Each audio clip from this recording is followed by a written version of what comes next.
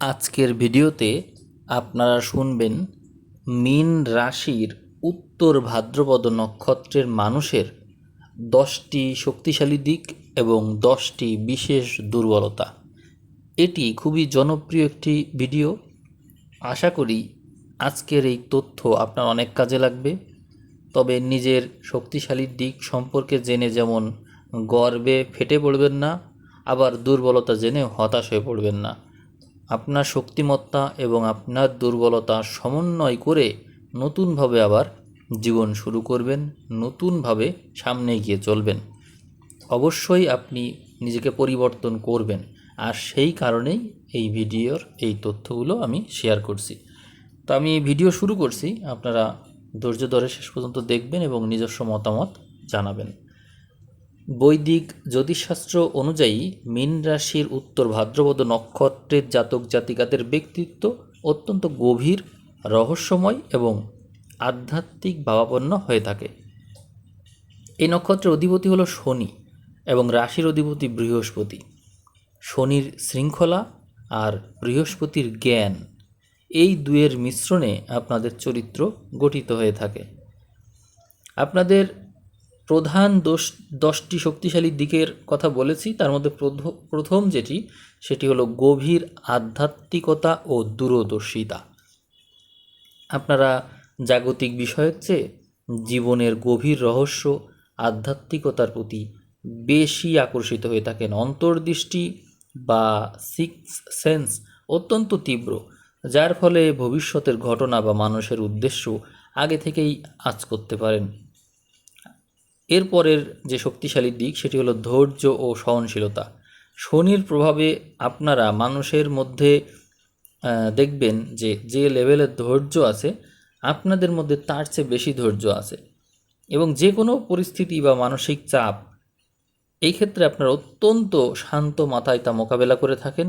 তাড়াহুড়ো করে সিদ্ধান্ত নেওয়া আপনাদের স্বভাব একেবারেই না। অতএব ধৈর্য আর সহনশীলতা আপনাদের শক্তিশালী দিক। এরপরে শক্তিশালী দিক হলো পরোপকারী এবং সহানুভূতিশীল মানুষ। আপনারা মীন রাশির মানুষ, স্বভাবসুলভভাবেই আপনারা দয়াশীল, এবং এটি পূর্ণ মাত্রায় আপনাদের মধ্যে রয়েছে। অসহায় মানুষের পাশে দাঁড়ানো, নিঃস্বার্থভাবে সমাজ সেবা করা, এইগুলো আপনাদের বৈশিষ্ট্য, এবং এটি আপনাদের সহজাত প্রবণতা। এবং অন্যের কষ্ট দেখলে আপনারা তা সহজেই নিজের মধ্যে অনুভব করতে পারেন। এই জন্য এটি কিন্তু অত্যন্ত ভালো গুণ।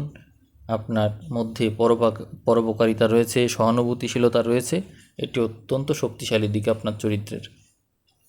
এর পরের যে শক্তিশালী দিক সেটি হলো দায়িত্বশীলতা এবং শৃঙ্খলা।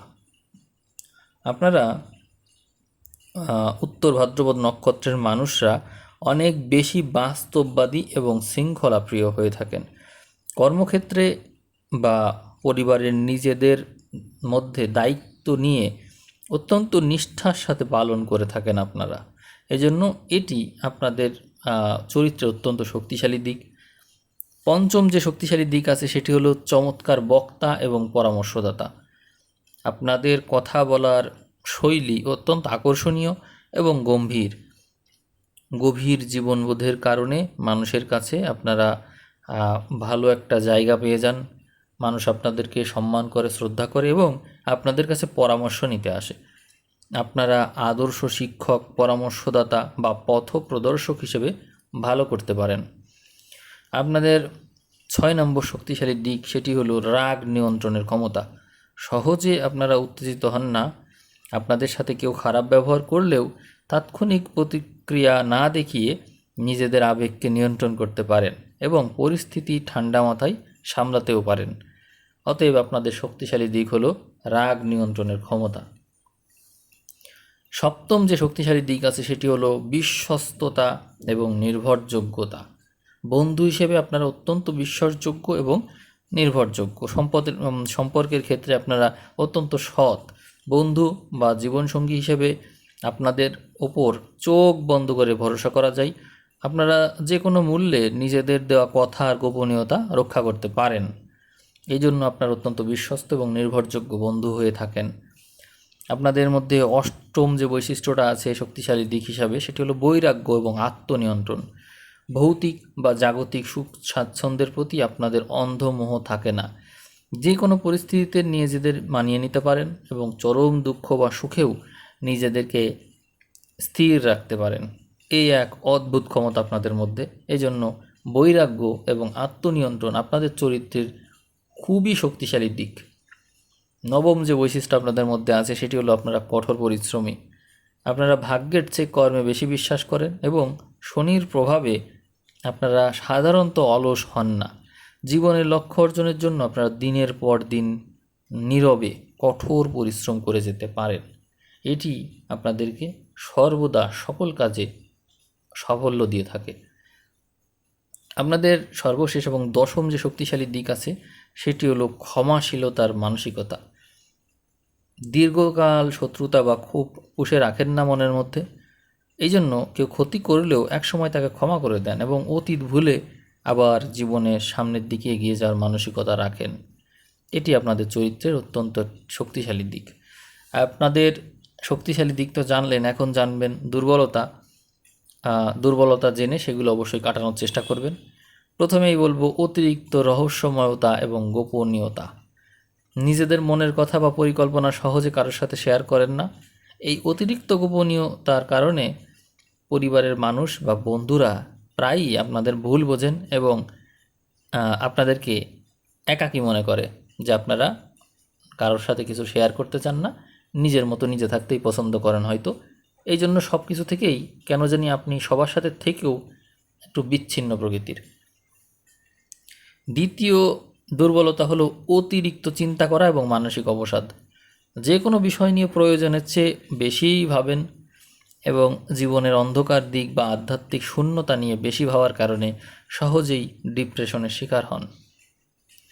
আপনাদের তৃতীয় দুর্বলতা হচ্ছে কর্মে বিলম্ব বা আলসেমি।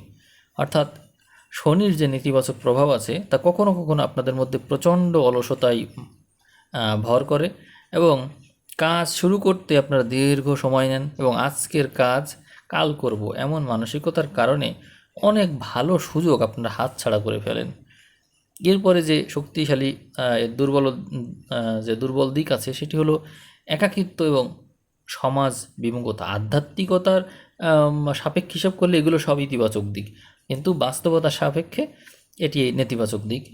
আপনারা মাঝে মাঝেই নিজেদেরকে গুটিয়ে নেন এবং সম্পূর্ণ একা থাকতে পছন্দ করেন। এই অতিরিক্ত সমাজ বিমুখতা বা বৈরাগ্যের কারণে সামাজিক ও পারিবারিক সম্পর্কগুলো ক্ষতিগ্রস্ত হয়। পঞ্চম যে দুর্বলতা সেটি হলো জেদ এবং একগুঁয়েমি।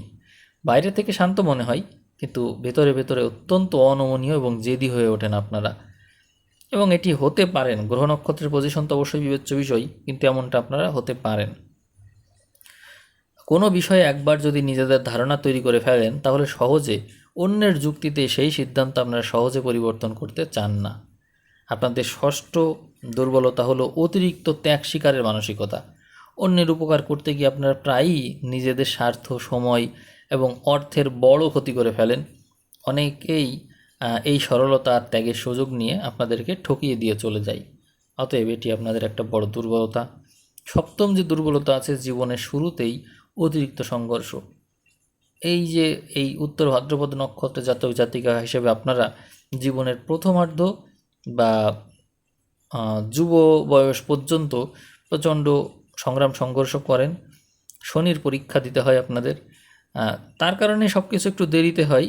কিন্তু দেরিতে প্রাপ্ত হওয়ার কারণে আপনাদের মধ্যে আবার একটু ক্ষোভের সৃষ্টি হয় যে আমি সব কিছু দেরিতে পেলাম, যখন আমার ভোগ করার প্রতি আর কোনো আসক্তি নেই তখন আমি পাচ্ছি।